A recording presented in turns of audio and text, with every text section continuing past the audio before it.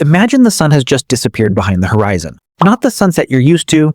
There are no streetlights, no house lights glowing in the distance, no phone screen lighting up your face, no flashlight, no candles waiting on a shelf. Within minutes, the entire world becomes black. Not hard to see black, completely black. You stretch your hand in front of your face, and you can't even see your own fingers. Somewhere far away, something howls. Another sound answers. Leaves begin to rustle. A branch snaps. Your heart starts beating faster, because every sound could mean only one thing. Something is moving. And whatever it is, it can probably see you better than you can see it. Tonight isn't special.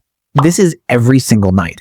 For more than 99% of human history, humans lived like this. No electricity, no bedrooms, no locked doors, no alarm systems, just darkness. So, what did ancient humans actually do every night after the sun went down?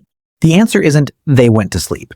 In fact, the nighttime may have been the most important part of their entire day, because after sunset, humans stopped hunting and started becoming human. Imagine you've spent the entire day walking, maybe 20 kilometers. Your feet hurt. Your stomach is finally full after a successful hunt. The children are exhausted. The elders have already found a place to rest. Slowly, everyone gathers around one small fire. The flames aren't just giving off heat.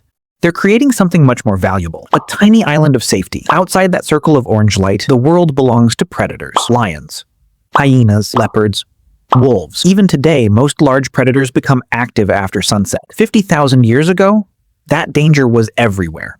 Researchers studying modern hunter-gatherer societies have found that predators often approached camps during the night, not because humans were easy prey, but because predators were curious. Sometimes they were hungry. Sometimes they simply wanted the leftovers from a hunt. Without fire, a sleeping human group would have been almost defenseless. But fire changed everything. Many animals instinctively avoid flames. Not all of them, but enough to make a huge difference. A single campfire could turn an open clearing into the safest place for kilometers around. That glowing circle of light wasn't comfort. It was survival.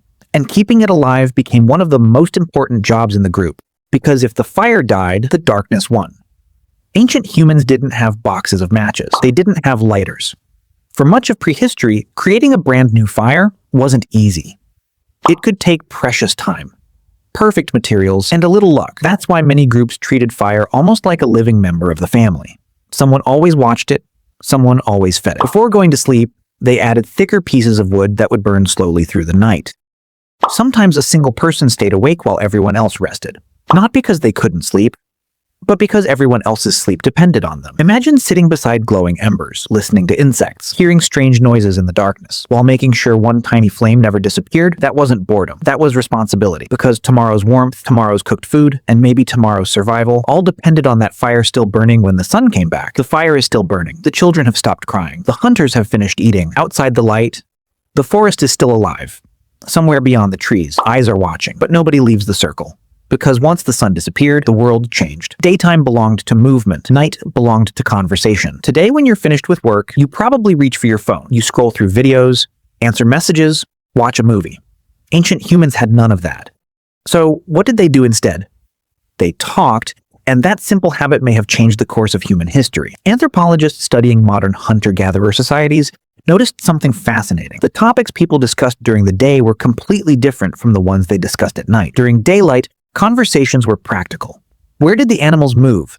Which plants were safe to eat? Who would hunt tomorrow? Where could fresh water be found? Everything focused on survival. But after sunset, something changed. As the fire crackled, the conversations became stories.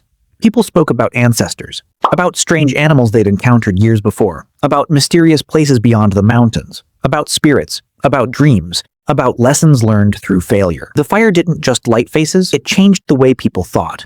Without realizing it, night became humanity's first classroom.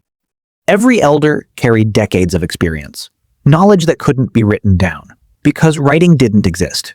The only way to preserve information was to pass it from one person to another. Imagine a young child sitting beside the fire, watching an experienced hunter explain how to recognize fresh wolf tracks, or how to tell if a storm was coming, or why you should never drink from a certain river after heavy rain. Those weren't bedtime stories, they were survival manuals. Every story remembered was another life that might be saved in the future. And that's why storytelling became so powerful. Not because humans enjoyed entertainment, but because stories were easier to remember than instructions. Instead of saying, "Don't walk near the cliffs," Someone would tell the story of the hunter who ignored that warning and never came back. The lesson stayed alive because the story stayed alive. Modern neuroscience shows that our brains remember stories far better than isolated facts. Our ancestors didn't know the science, but they understood the result. A good story could survive generations. A boring lecture couldn't. Over thousands of years, those stories became traditions. Traditions became myths, and myths became culture. Long before books, before schools, before libraries, there was only one place where knowledge lived, around a fire. And perhaps the most remarkable part is this. Those conversations didn't just teach survival. They created trust. When people laughed together, shared memories, or listened to the same story, they became more than individuals. They became a tribe. That sense of belonging gave humans something most predators never had. Cooperation. One person alone could only see one direction. A group working together could watch every direction at once. One hunter could fail. 10 hunters working together could bring down an animal far larger than any of them. Civilization wasn't built by the strongest individual, it was built by groups that learned to work together. And every single night, the campfire quietly strengthened those bonds. Because sometimes the most important thing humans did after dark was simply sit together. The stories eventually came to an end. The children slowly drifted to sleep. The fire burned lower. The forest grew quieter, but nobody in the camp truly relaxed. Because for ancient humans, sleep was never completely safe. Today, before you go to bed, you probably lock your door. Maybe you check your phone one last time. Turn off the lights, pull up a blanket. Within seconds, you feel protected. 50,000 years ago, there were no walls, no windows, no locks, just a small circle of fading firelight surrounded by endless darkness. If something entered the camp, everyone was exposed. That's why many hunter-gatherer groups likely slept in shifts. While most people rested, someone stayed awake, watching the fire, listening, scanning the darkness for movement. Imagine hearing slow footsteps outside the light. You can't see what made the sound. Maybe it's a deer, maybe it's the wind, or maybe it's a leopard waiting for the fire to burn low. Predators are patient. They don't rush. They wait for opportunities. And ancient humans understood that better than anyone. The person guarding the fire wasn't only protecting the flames, they were protecting every sleeping person beside them. That single responsibility could mean the difference between sunrise and tragedy. But nights weren't only about danger. They also offered something impossible to see during the day, the sky. Without city lights, the night sky looked completely different. The Milky Way stretched across the heavens like a glowing river. Thousands upon thousands of stars filled the darkness. Some were bright, some barely visible, but together they formed patterns. At first, those patterns probably meant nothing. Then people noticed something strange. The same stars always returned. The same constellations appeared during the same seasons, year after year, generation after generation. The sky had a rhythm. And once humans recognized that rhythm, they gained one of the greatest survival tools ever discovered. The stars became a calendar. If a certain group of stars appeared before sunrise, winter was coming. If another constellation rose after sunset, animals would soon begin migrating. The heavens became a giant clock, not built by humans, but by nature itself. Long before written calendars, people could predict the changing seasons simply by looking upward. That knowledge meant everything. Hunt too early, and the herds hadn't arrived. Wait too long, and winter could trap you without enough food. Watching the stars wasn't curiosity, it was preparation.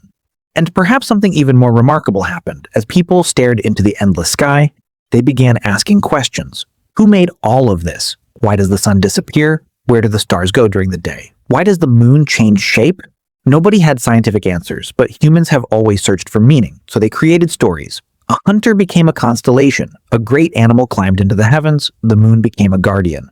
Thunder became the voice of powerful spirits. Whether those stories were true wasn't the point. They helped people understand a world that often seemed impossible to explain. In many ways, the first astronomy, the first religion, and the first philosophy may all have begun during quiet nights around a campfire, when there was nothing left to hunt, nothing left to build, and nothing left to hear except the crackling of burning wood. Humans looked upward, and for the first time, they wondered what existed beyond themselves. That simple act of looking at the stars may have changed our species forever. Eventually, the fire burned low. The last conversation faded into silence. One by one, everyone closed their eyes. But even while they slept, their brains kept working. Today, scientists know that sleep isn't simply rest. It's when the brain organizes memories, strengthens new skills, and finds solutions to problems that seemed impossible during the day. Our ancestors didn't understand neuroscience, but every night, their minds were quietly preparing them for tomorrow. The child who spent the evening watching someone shape a stone spear might wake up understanding it just a little better. The hunter who failed to catch an animal could replay every mistake in his dreams. The elder who shared a story helped plant ideas that would stay alive long after they were gone. Night wasn't wasted time, it was invisible work. work happening inside the human mind. And then, morning finally arrived. The first birds began to sing. The darkness slowly turned gray. The fire, now reduced to glowing embers, was carefully brought back to life. One small breath, a few dry sticks, and the flames returned. The group stood up.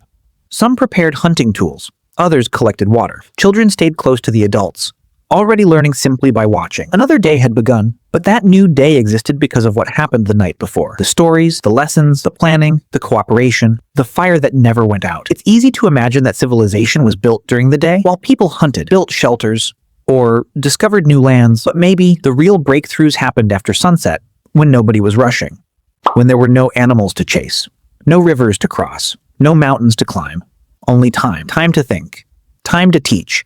Time to imagine things that didn't exist yet. Every invention begins as an idea.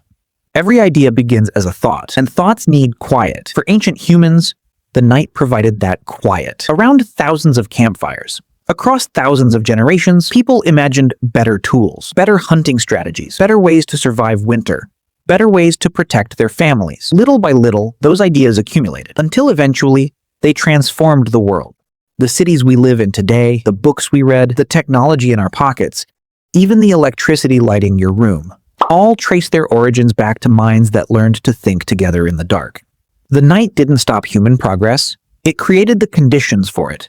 So the next time you switch off your bedroom light, take a moment to imagine a world without electricity. A world where darkness wasn't peaceful, it was unpredictable, where one small fire stood between life and death, where every story carried knowledge, every conversation built trust, and every sunrise felt like another chance to survive. Because before humans conquered the world, they first learned how to survive the night, and perhaps that was the moment we truly became human. Thanks for watching.